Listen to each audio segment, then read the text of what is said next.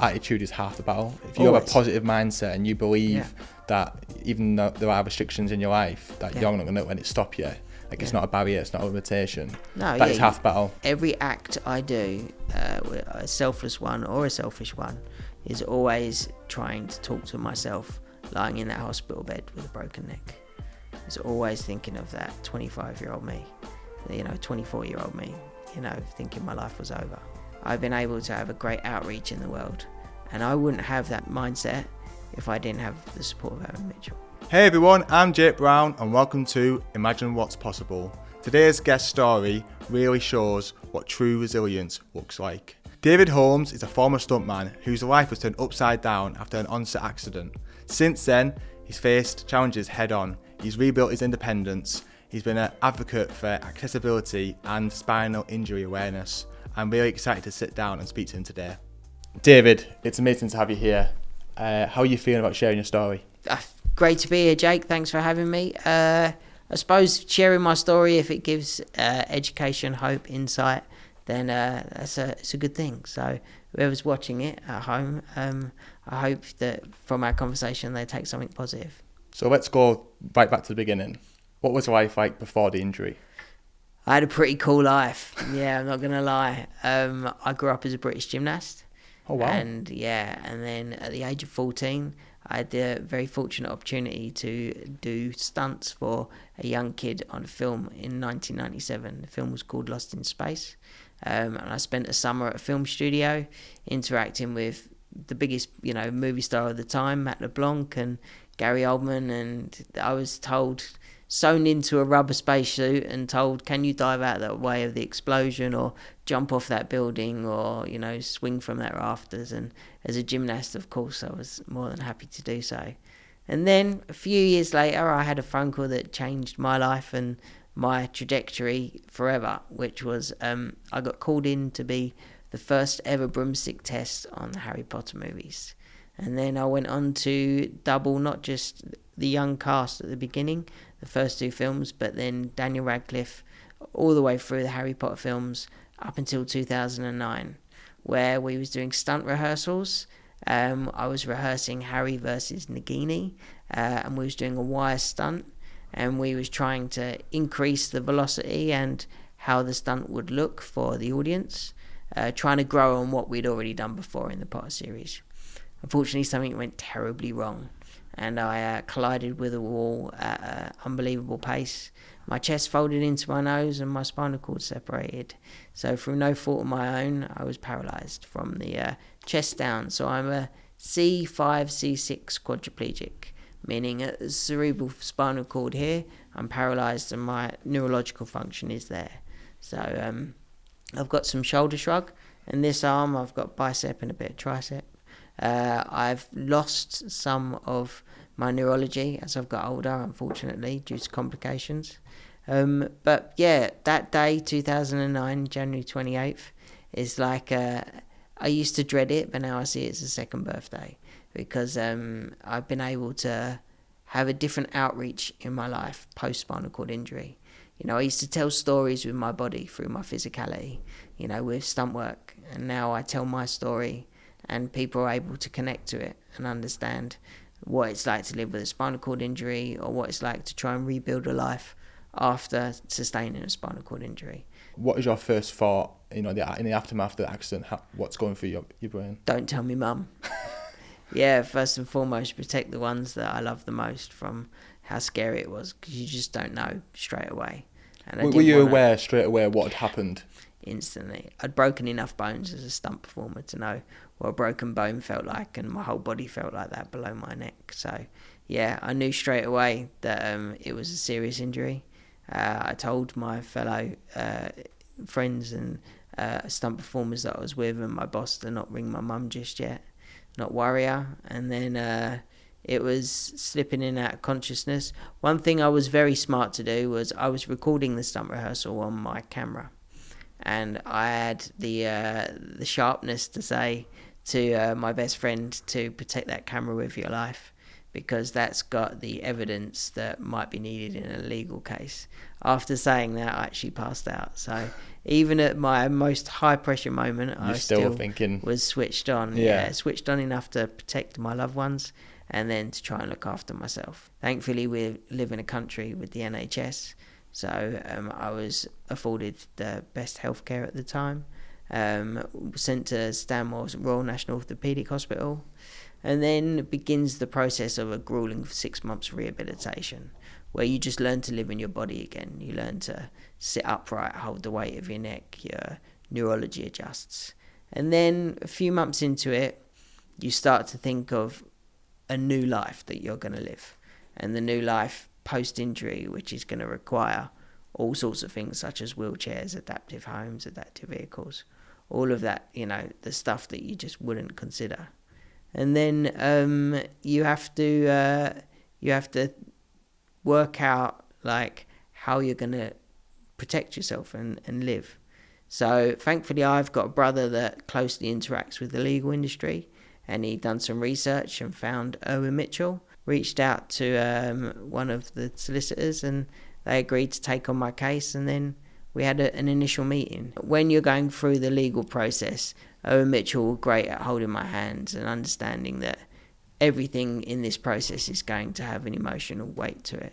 Like, every aspect of your life is broken down. So cost of holidays, like I require 24-hour care. I require a specialist adaptive home, wheelchairs like the one I'm sitting in, or just the price of holidays and stuff like that.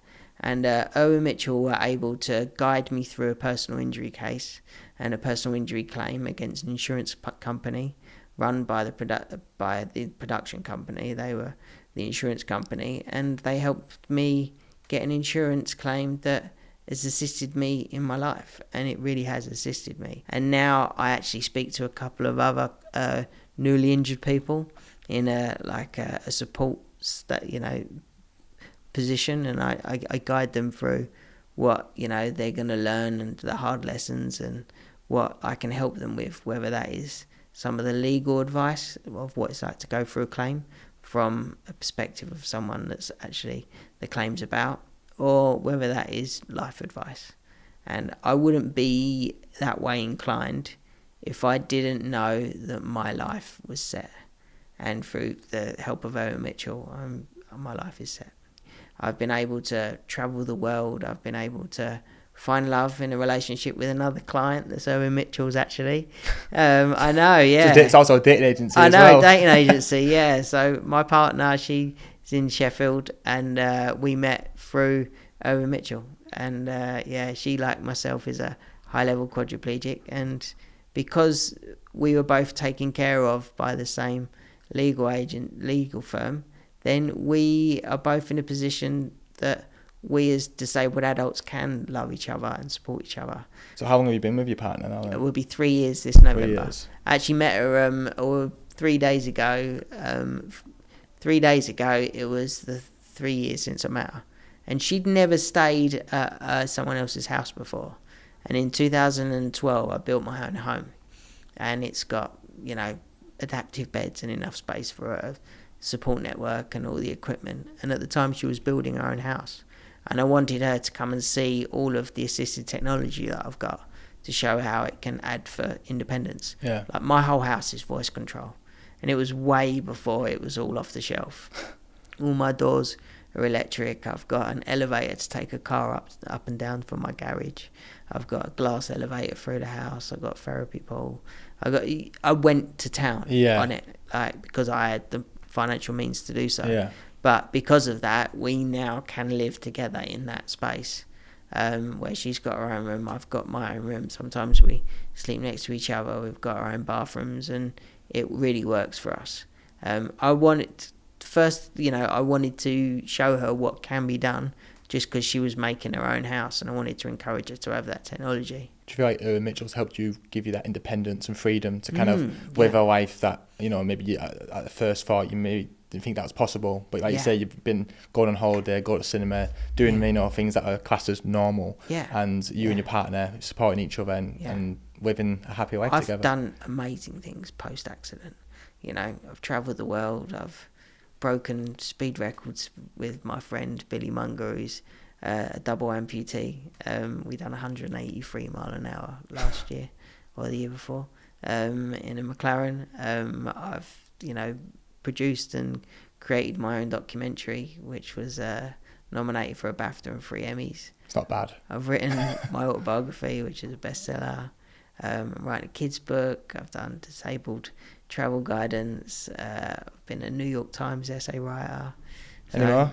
Yeah, there's a few more in there, yeah. And I'm now an ambassador for 4 different charities, all in the spinal injury space. So, and each year, me and my friends from the Harry Potter films and the crew get together and we have a charity Harry Potter cricket match. And over the years, we've raised about 140,000 for just one charity alone, which is the hospital I was treated at, the Stanmore Royal National Orthopaedic, and then tens of thousands of pounds for other charities. So, yeah, through me being able to adjust and embrace my life with humility and with positivity, I've been able to have a great outreach in the world. And I wouldn't have that mindset if I didn't have the support of Irwin Mitchell. Yeah. You probably wouldn't even have that mindset if you were just a gymnast. No. Stuntman. Do you know what I mean? I feel like even though you've been able to spin a negative into a positive. Yeah, always. And you've not just turned your life around, you're now turning other people's lives around, and that must make you feel proud and good that you can, reach out to people and give them support. Because people maybe in your shoes now in 2009 and maybe are unsure of their future and what's going to happen. Yeah. And you're kind of saying, it's not gonna. Your life doesn't stop here. No, your life's just starting. It's almost like you said. It's a second life. Do you know what I mean? It's like a new beginnings. Every act I do, a selfless one or a selfish one, is always trying to talk to myself lying in that hospital bed with a broken neck. It's always thinking of that 25-year-old me, 24-year-old me, thinking my life was over. Yeah. And knowing that there are so many others. Each year, 4,400 people get diagnosed with a spinal cord injury in the UK alone. That's 4,400 people. There's only 9 spinal injury units in the whole country, meaning there's a lot of people that don't get the same care as what I got. So I try and educate and do as much outreach as possible.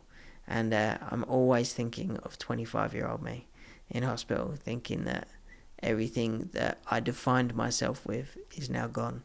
And I define myself with loads more other things now. Not just my successes, but in the way I live my life and the attitudes I apply to it. I mean, like this journey up today, my body reminded me that I've got to pay attention to it, and we had a bit of a medical issue on the journey, and it's only thanks to an amazing PA that I work with that I'm sitting with you right now.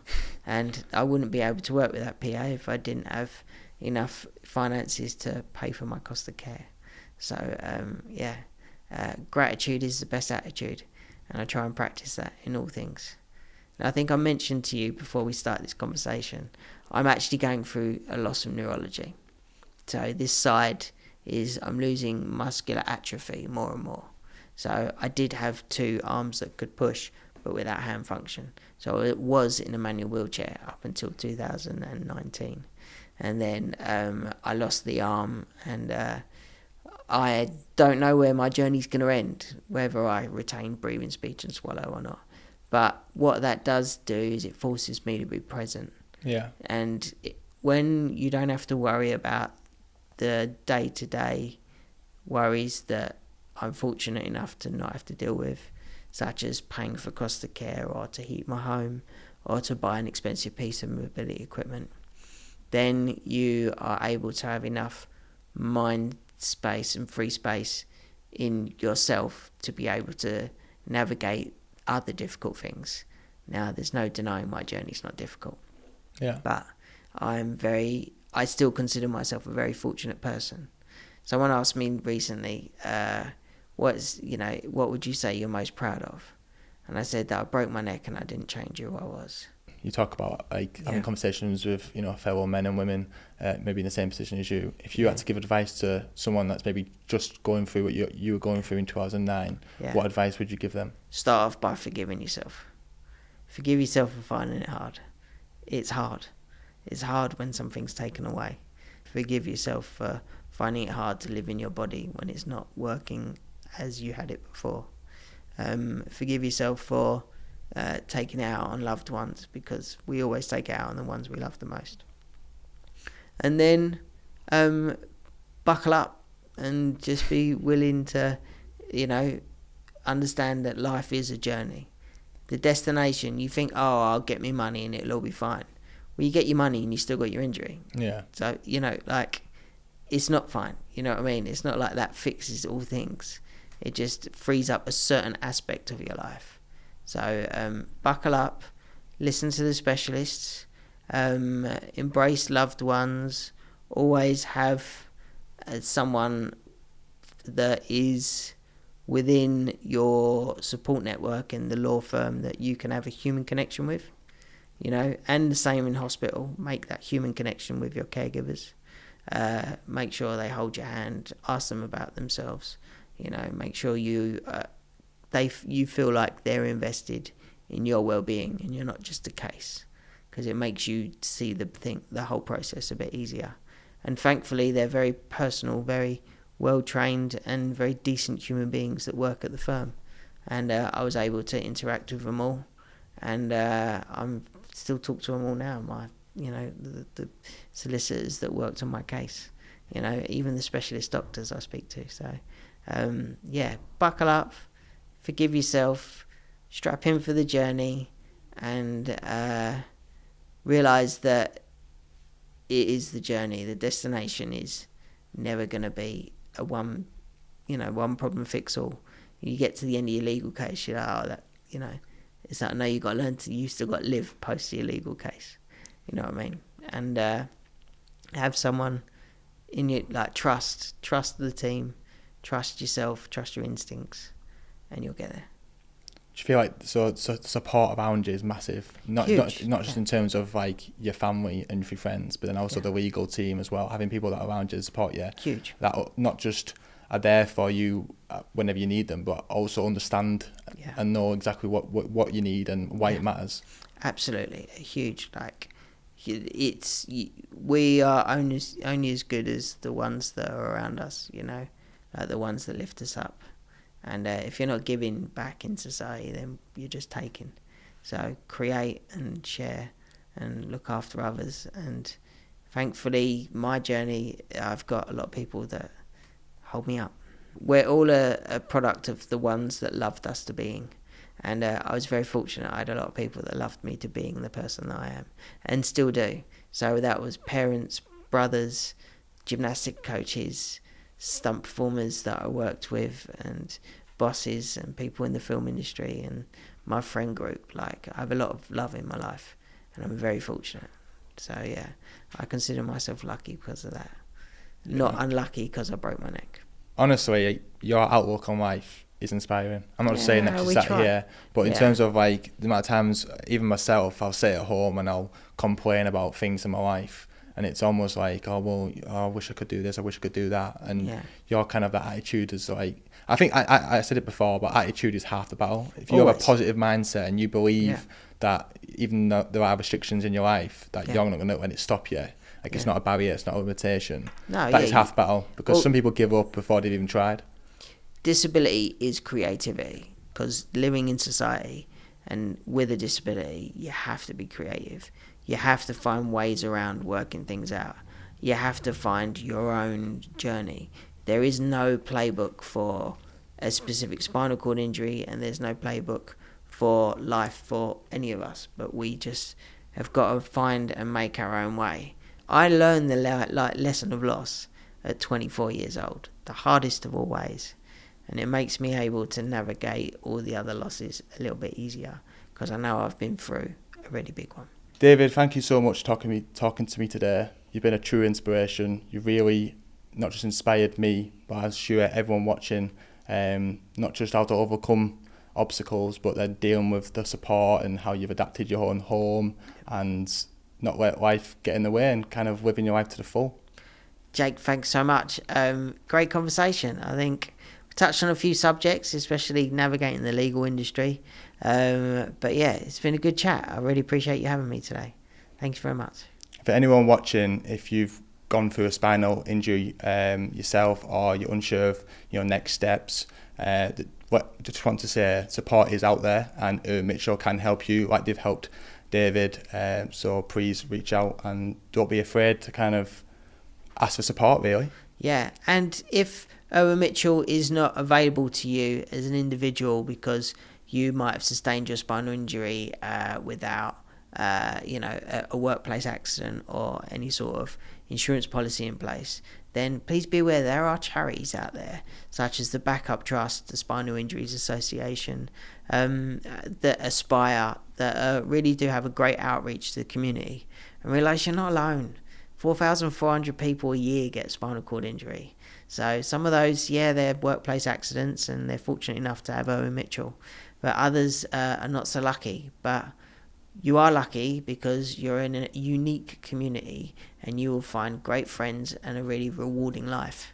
You just got to learn to not give up, keep swimming, because best things happen to those who wait, and the even better things happen to those who don't give up.